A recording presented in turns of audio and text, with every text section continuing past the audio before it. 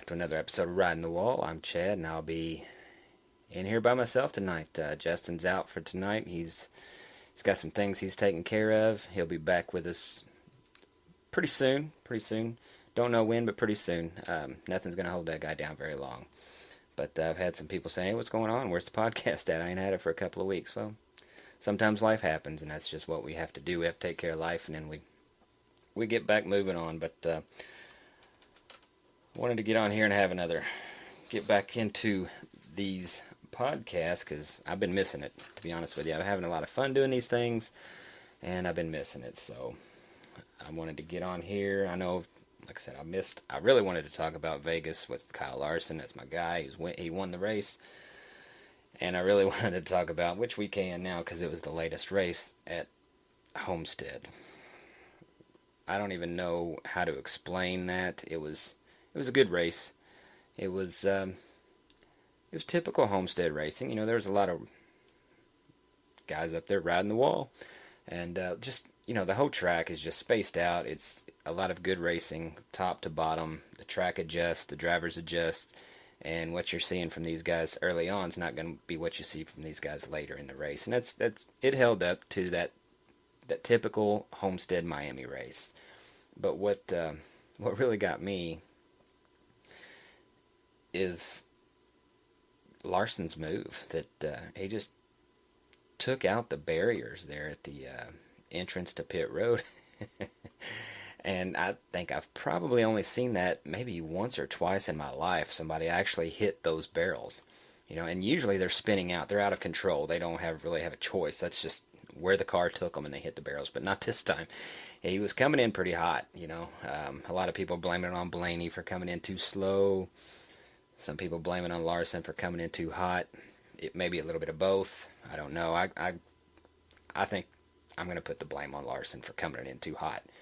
How can you fault somebody like Ryan Blaney for coming in too slow when your championship hopes are on the line? You can't afford to have a pit road penalty, and he was just making sure he didn't.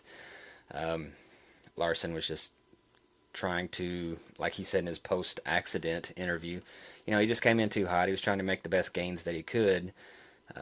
So maybe he might be able to pass Blaney as they exited pit road. So you can't fault him for coming in a little bit too hot because we understand what he's trying to do. It just didn't work out. And so he's to blame for that. But thankfully for him, he won at Vegas, so he was already locked into the chase. So it really didn't matter. But it mattered to me because I had him picked in a fantasy league. So that kind of sucked. Getting a 34 it really messes with your emotions, especially this late in the game. And if you're in our game, you understand if you're in that league. But so yeah, and then right after that, you had Denny Hamlin hitting the wall, Martin Truex just blowing an engine, and it just seemed like everything went crazy after that.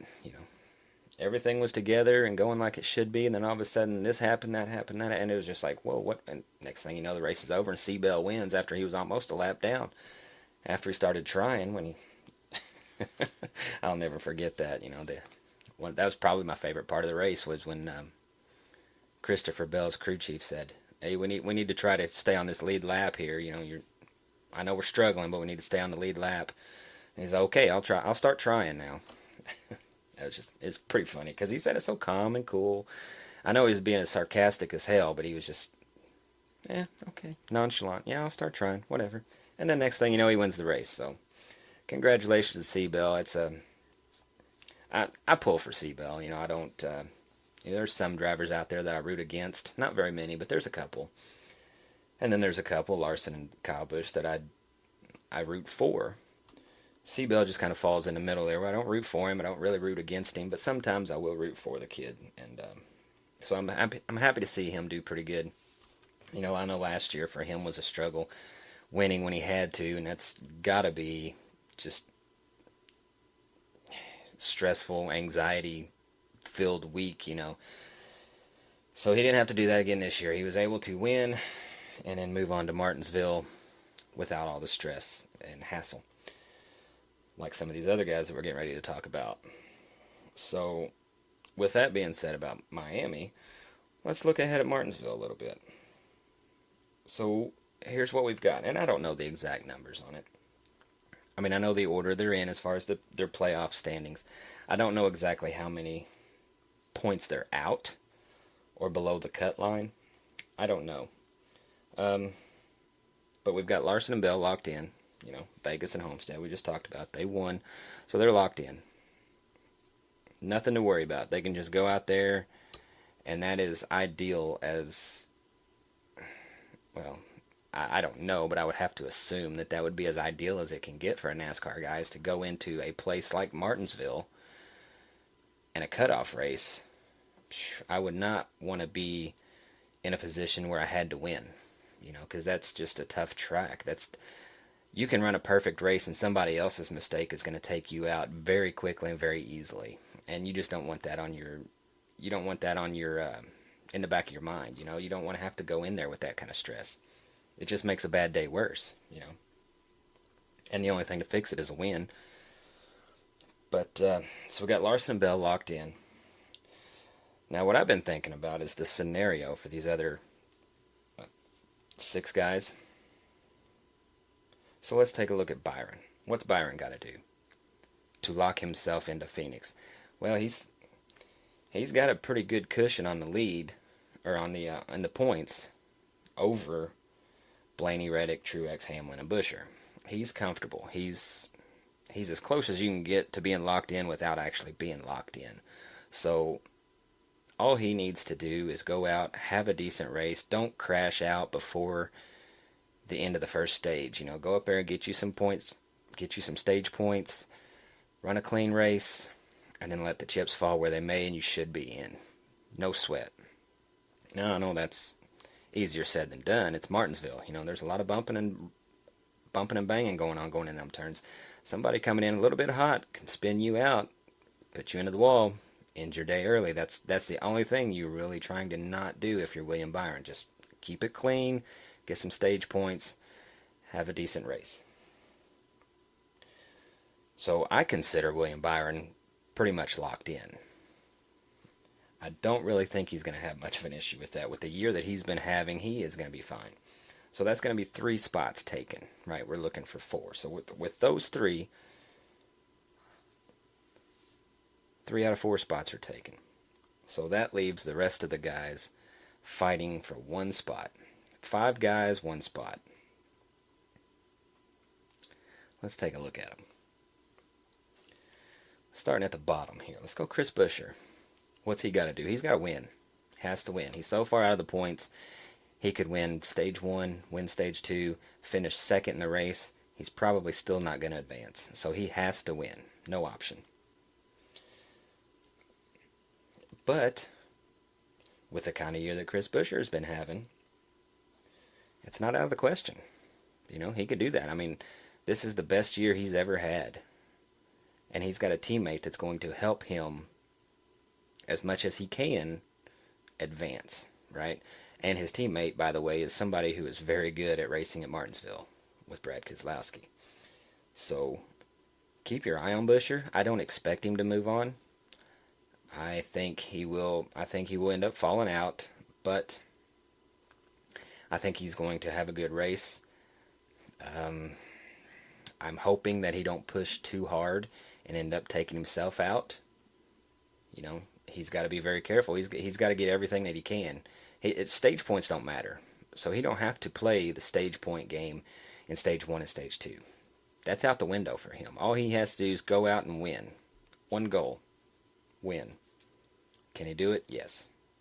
He's not all that great at Martinsville, but he's not too bad at short tracks. So, we've said in past shows, RFK's figured this thing out, or they're figuring it out this year, and it's showing.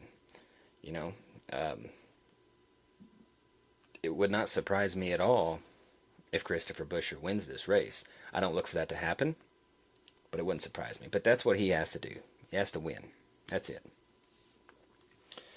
Let's go back up and look at Ryan Blaney. He's currently sitting 4th in the points. What does he need to do? Keep it clean. Have a good finish.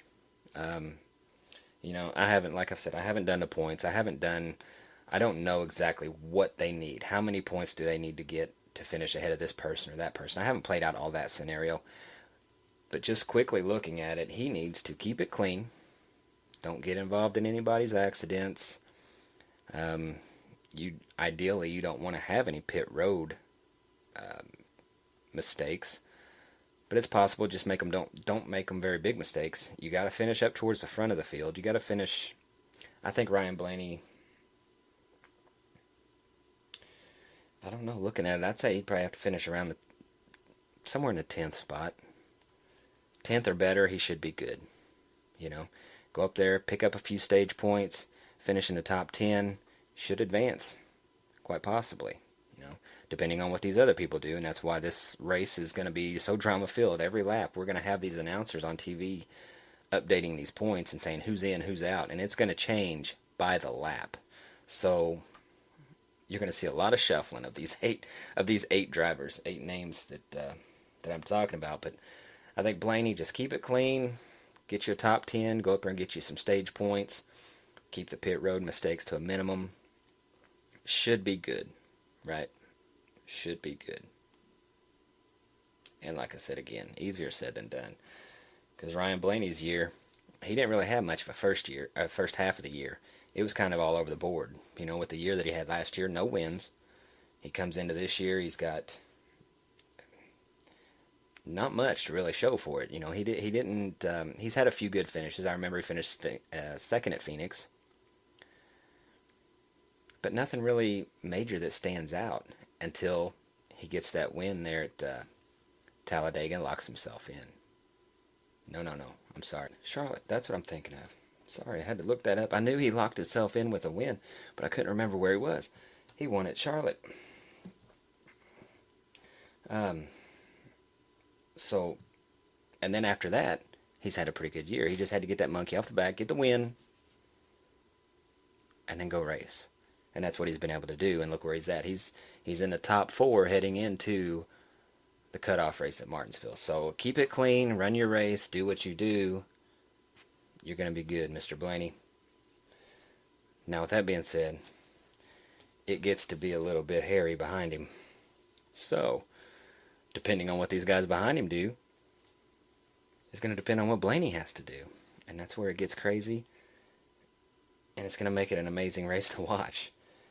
Because okay, next one up is Tyler Reddick.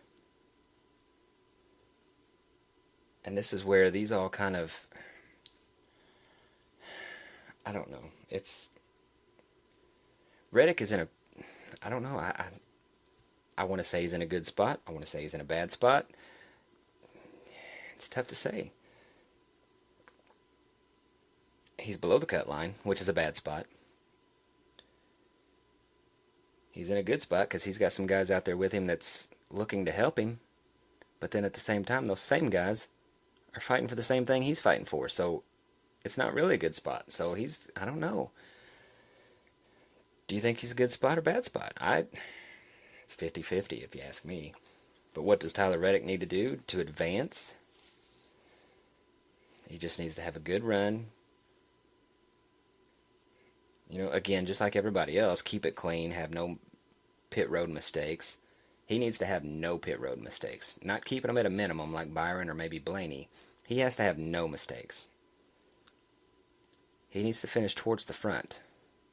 Like, I'm talking top 5 or better is what Reddick needs to do. He don't need to win. He don't have to win. Of course, winning is the goal here, and that's what's going to ultimately lock him in. If for anybody, for any of these 8 guys, going to go ahead and lock him in. But he just needs to finish top 5, no pit road mistakes, run you a clean race, and he's capable of that. He's one of the best drivers out there. You know, he's one of the best young talents out there as far as his talents behind the wheel of that car. So keeping it clean is not really going to be an issue for him. He can do that, no problem. It's the pit road mistakes. We haven't seen too many of those out of him this year. But just keep it clean, you know. I'm trying to go over in my head what all, if I'm Tyler Reddick and I'm sitting here getting ready for this race, What am I telling myself I need to do? I'm just saying focus. Just let me do me. Let me do what I do best. Get as close as I can to the front and try to finish in that top five. You know, um, the problem with that is Reddick is not very good at Martinsville. So we shall see. Um, I don't know his exact finishes over the year, but I know they're rough. They're back in the 20s. They're 15th and below is usually where Tyler Reddick is going to finish at Martinsville. So going off of history, he's not going to do well. But you never know. There's always that time when somebody has that breakout race, then they can turn it around. I mean, Kyle Larson was the same situation. He openly admitted, I hate going to Martinsville. I suck at that track. I don't like it. I just want to go in there, turn my laps, and get out because I don't do well. And then he put in the work, a lot of time on the simulator, and look what he did. He ended up winning the spring race this year. So, hey, as far as I know, Tyler Reddick may be on that simulator all week long in preparing for this race. And for his sake, hopefully he is. But just because history says he needs that practice for this track, I don't see Tyler Reddick advancing. Just because he has to do so good, and it's just history is against him on this. He's got the potential. He's got the team. He's got the talent. I just don't think it's going to happen. And then we get to the last two. And this is where it really gets interesting. You got Martin Truex and Denny Hamlin. They're sitting back in 6th and 7th place in the points, right? They're not quite to a must-win situation like Chris Buescher is, but they're the next closest thing to that. They need to, and I can describe what one of these drivers needs to do to advance, and it's going to be the exact same story for the other driver. They're in the same exact situation. The issue with these two, and it's not really an issue, it's what's going to make this race fun for me, because these are the two guys that I'm watching. Truex is a multi-time winner at Martinsville. Denny Hamlin, multi-time winner at Martinsville. Truex drives a Toyota for Joe Gibbs. Denny Hamlin drives a Toyota for Joe Gibbs. Both, well, I'm not going to say both. I almost said both, but I forgot. Denny Hamlin has not won that championship, whereas Truex has. So Truex has the advantage as far as past champion, past winner of it all, whereas Denny doesn't. He doesn't have that yet. He doesn't have that little patch on his suit yet that says that Xfinity Series champion.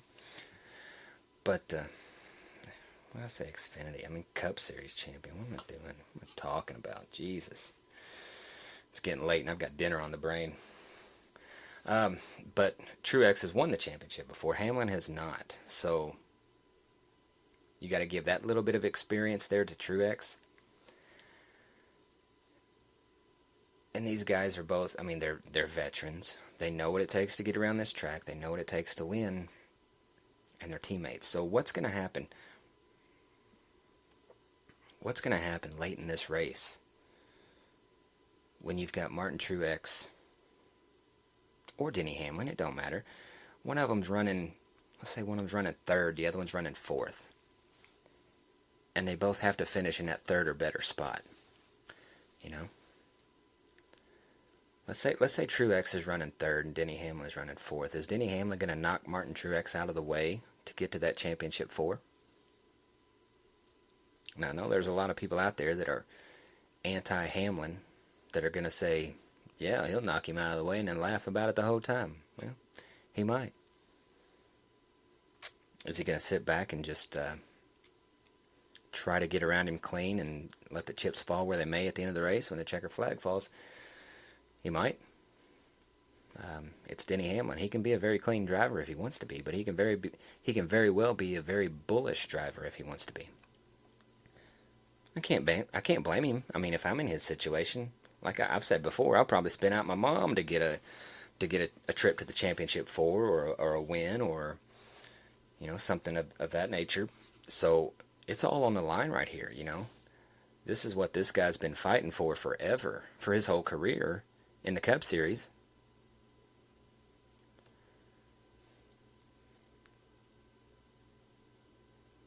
So we'll see. But what do they got to do? They don't quite have to win. They just have to, and we've seen it from both of them. No mistakes on pit road. Just like last week, we had Martin Truex had two bad pit stops that cost him some spots, which ultimately it didn't matter. He ended up blowing up his engine. But, you can come in and you can be running a great race. Just a perfect, flawless race. He's right where he needs to be in his own mind as far as how the car's running, how the track's handling, how his car's handling on the track. And then you have a bad pit stop. And that just totally throws your mind into a whirlwind. And then you're driving angry, you're driving mad, or you're trying to push just a little bit too far going into these turns, or you're pushing that car just a little bit harder than you were before, and then you end up making a mistake, all because of a bad pit stop. And we've seen bad pit stops by both of these guys. Like I said, this is nothing new to both of these.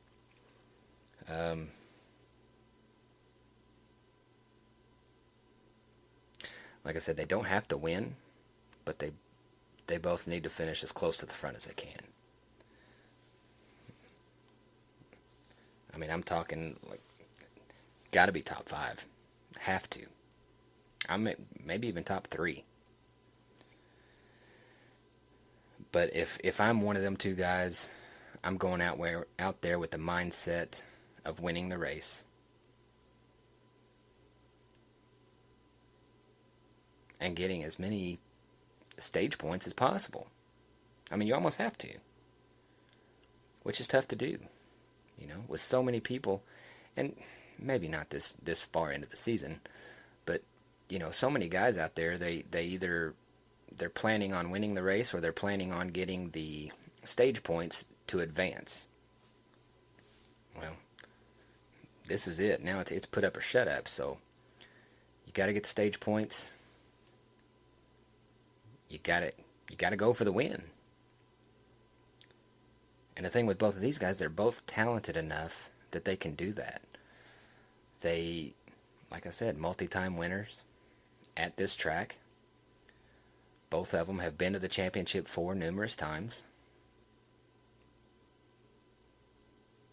And this is where it's going to get interesting, The Truex Hamlin, that's going to be the show to watch. Now, if you're Denny Hamlin's position, you've also got Tyler Reddick out there, who's driving your car. You own his car.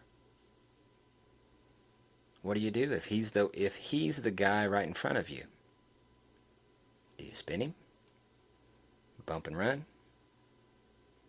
Put him in a wall and say, sorry, bub, maybe next year.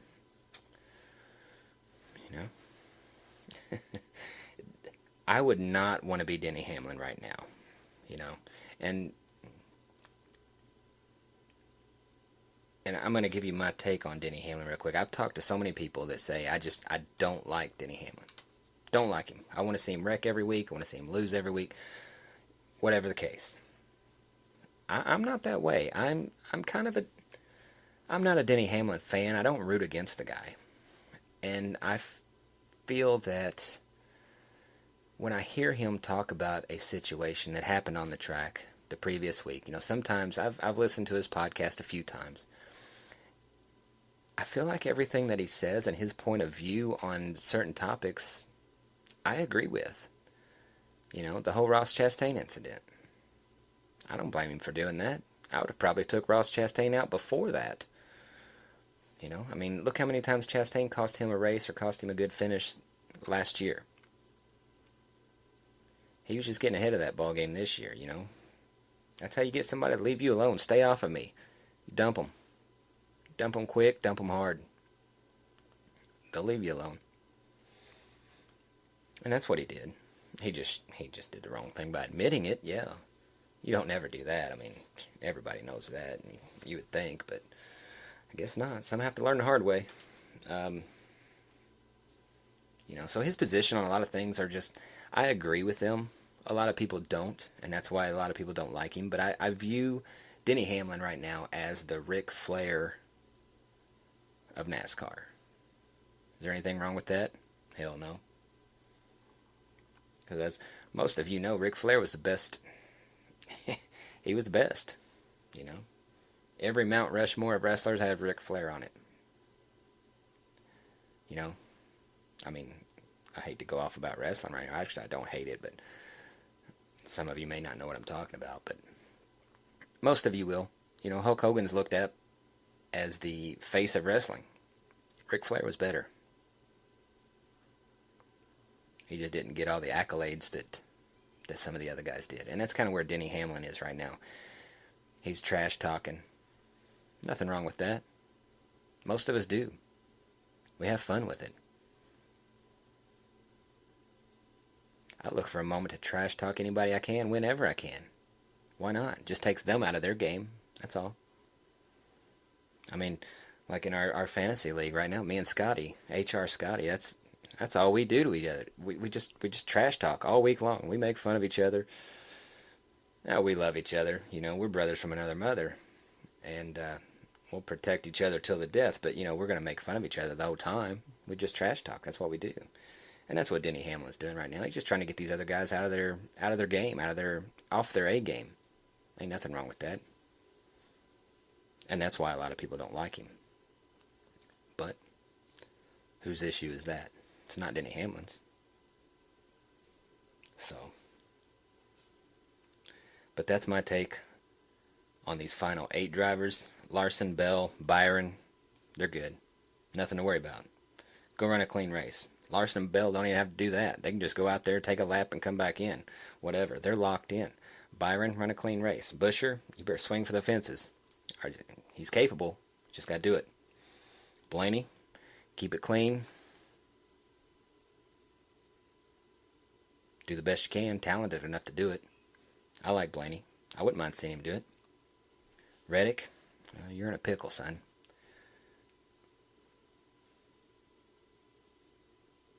Swing hard, swing often. Hope you connect. Truex Hamlin, that's the show. That's the show right there. So we've got 5 guys going for one spot, like I said. Who do I think is going to be?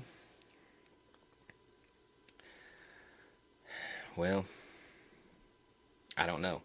You know, sometimes I think it's going to be Truex. Sometimes I think it's going to be Hamlin just because of their past experiences at the track. You know, the quality of driver that they are. Blaney's sitting best as far as points. If he can keep it clean, he's good.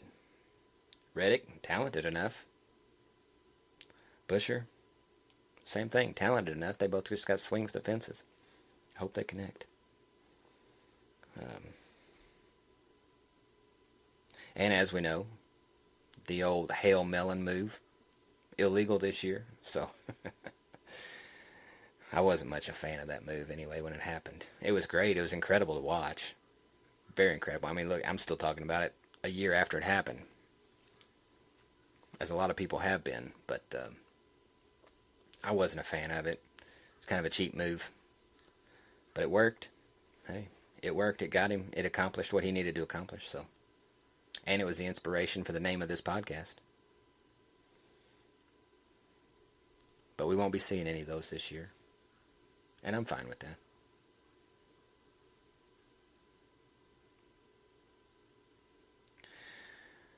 I'm hoping Martin Truex can win it just because of fantasy reasons. You know, me and Justin, every time we give our picks, we're always discussing, is this because of fantasy or is this what you really think? Mine is just because of fantasy.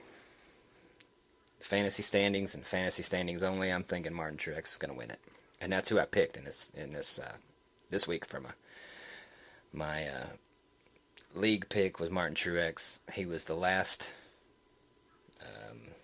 I'm not going to say good driver, I'm going to say top dog driver in the points. He was the last one I had, so. And I've had him penciled in at Martinsville since probably midway through the season, making sure I don't use him before that because you got to pick Martin at Martinsville. It just makes perfect sense, so that's what I did. Hope for the best. You know, roll them dice and see where they land.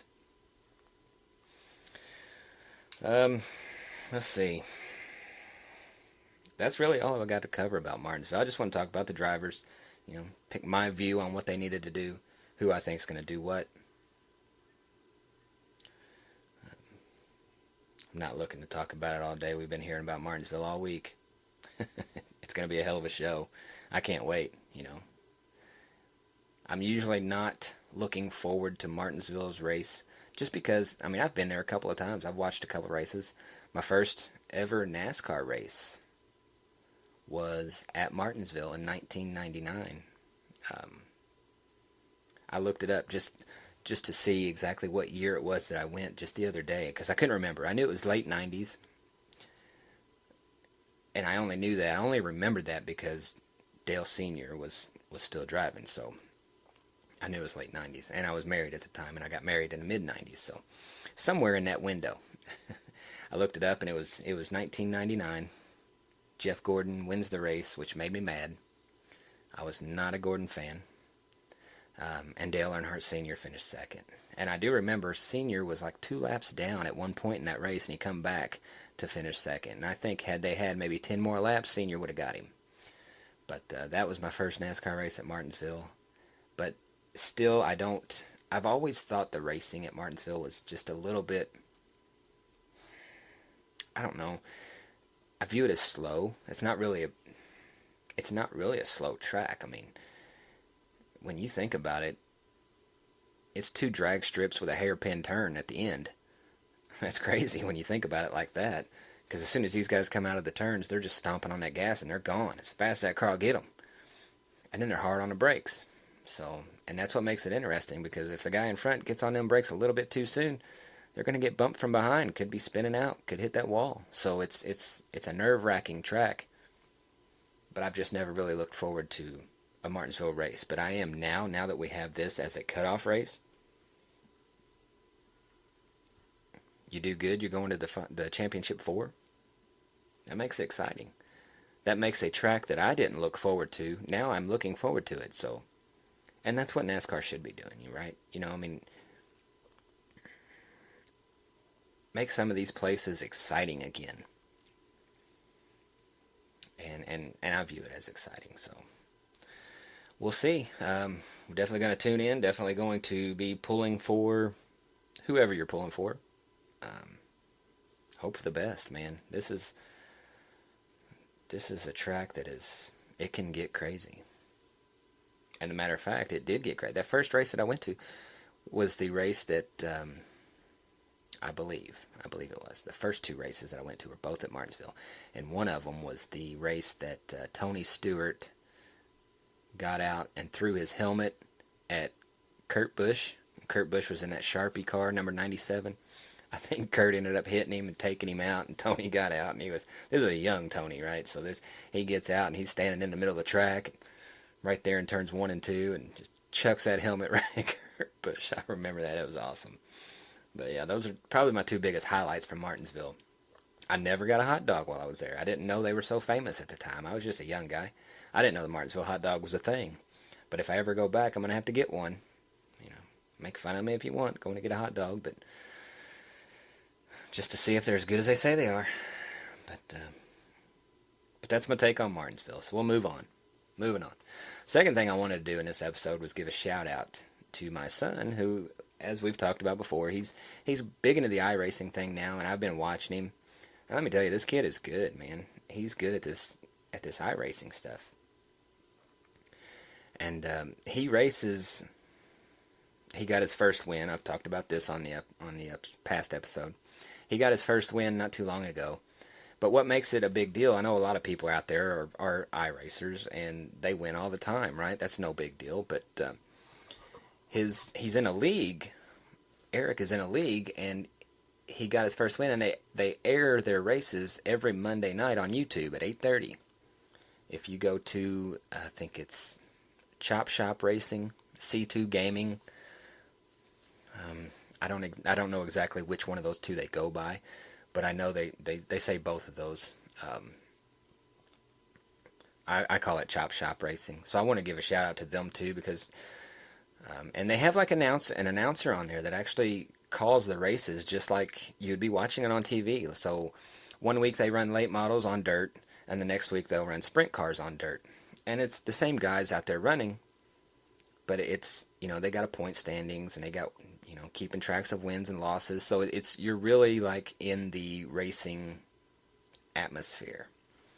And if you've never seen an iRacing race, the graphics on this thing, I know it's a computer game, it's simulation, but the graphics on this thing is freaking awesome, man. It's like you're there. And I liked it so much, my wife got me one for an early birthday present, which my birthday's coming up here in a couple of weeks. So, and she knew that I was really, really wanting one of these things. I kept watching and watching. I couldn't wait for Monday. I wanted to watch Eric race because he'd been doing good. He was impressing me with the way he was able to maneuver the cars, I guess. And once my wife got me that for my birthday, I've been playing it. I've been playing it a lot. I'm about addicted to it. But it's so. It is. What am I trying to say here? The brake and the gas is so touchy. It's so.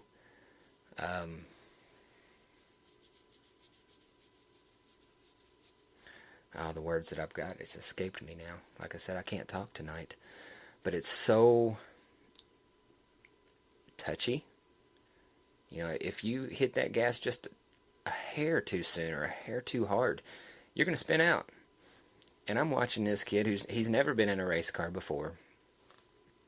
He's been driving on the street for some years now, but he's never been in a race car. So he's kind of reading the track, and he's reacting to how this car on this track is handling, and he's I can't say enough good things about it, man. He's doing awesome, and he got his first win. Like I said, his first win was a few weeks ago. I think he's up to second or third in his point standing. So I just wanted to give a shout out to him and the Chop Shop Racing people that put this on, because it's something that I'm not even in that, and I look forward to it, And if you ever do tune in, just go to YouTube on a Monday at 8 o'clock, I think, is when it first comes on.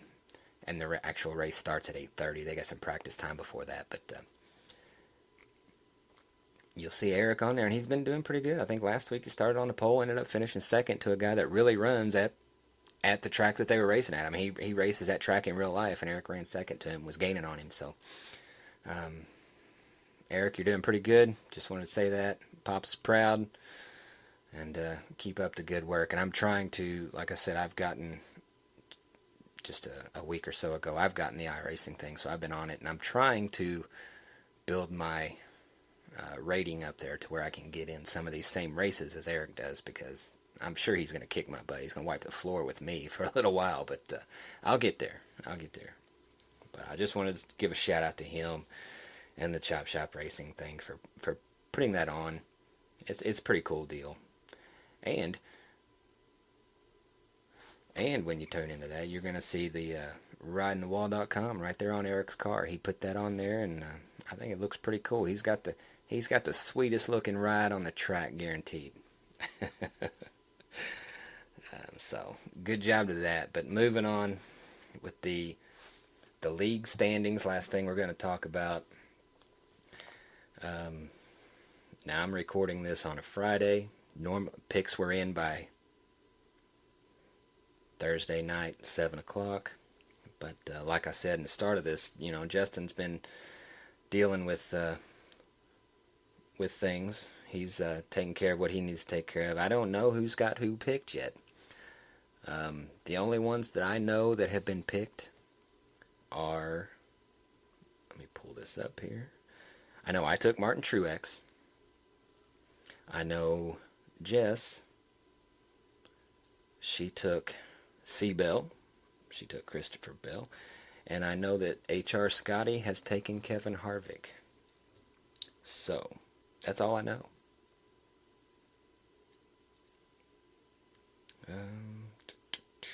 Hold on here. I do know Justin's pick. Hold on. Let me see. Who did Justin take?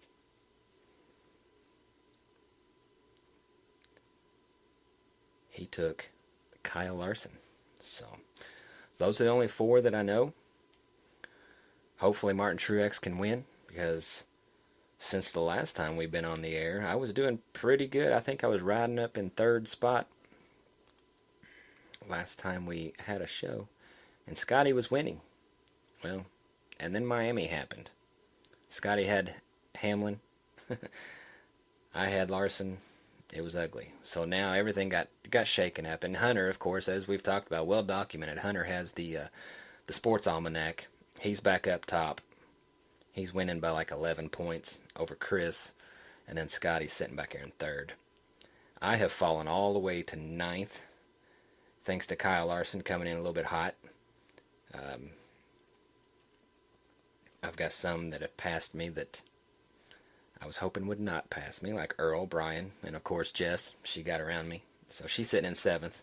Earl's in the top 5 now. He moved up 6 spots. He had Tyler Reddick at Miami, and that paid off for him. So he's tied with Josh, I guess, for 5th place. So both of them are. Justin, who's had just the worst year ever, he's actually moved up a few spots. He's not in the basement anymore. He's 23rd spot. So, and then, we're close in these points. My goal is to pass Scotty. I could care less about winning this game. I just want to pass Scotty, because we've got a bet, right? And we've said it before. We've got a bet. Me, Scotty, and Justin. Whoever wins, the other one has to say that person's the man. And for us, growing up, there's a backstory to that. And we had if you didn't catch the episode where we talked about, we had, when we were young, we were late teenagers, right? We were high school kids. UFC was a new thing, right? It was just coming out. Like Ken Shamrock was one of the top guys at the time. Me and Scotty and Justin and some others, we would have a UFC fight, but we'd call it a Who's the Man, because instead of tapping didn't mean nothing to us. You had to say whoever you were fighting against in a friendly fight, in order for the fight to be over, one of you had to say the other one was the man, right? So if me and Scotty were out there having our fight or our match or whatever you want to call it, in order for me to beat Scott would have to say, Chad, you're the man. And then it was over. Shake hands and go on. Or in order for Scotty to beat me, I would have to say, Scott, you're the man. Well, that has become a thing to where we just will not do it. It almost got to the point where we had to stop, because I would rather somebody break my arm than to say they're the man. It was just one of those pride things, and it's still 25, 30 years later has carried with me to this day. I do not want to say those words to Scotty. And I know that he does not want to say those words to me.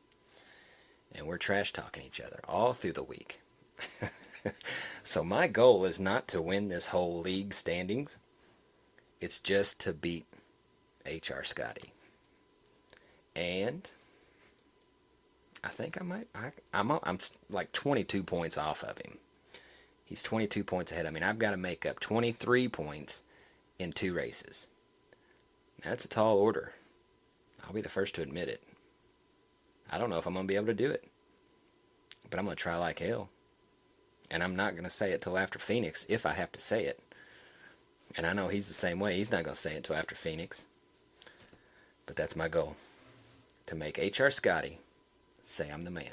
And when this happens, it's going to be happening on the air, right here live, for the internet to have it for all of eternity.